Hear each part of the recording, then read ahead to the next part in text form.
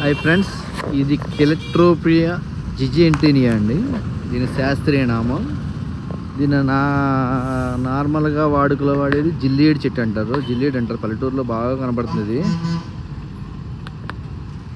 ఇలా తెల్ల తెల్ల పూలు పూసుకుంటూ ఇది ఆకుని అలాగా చింపగానే కొమ్మలు ఇరగగానే పాలు కారుతూ ఉంటాయండి. పాలు ఎక్కువ కొన్ని మెడిసిన్ కింద కొంతమంది విలేజ్లో ఎక్కువ వాడుతూ ఉంటారు. దెబ్బలు కానీ అట్లా కానీ రాస్తూ ఉంటారు కొంతమంది.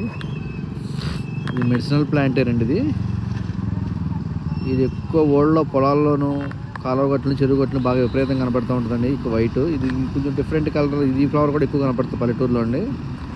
ఇది వైలెట్ కలర్లో ఉంటుంది. చెట్లు విపరీతంగా ఉంటాయండి, ఎక్కడ ఎప్పుడు పోస్తూనే ఉంటాయి.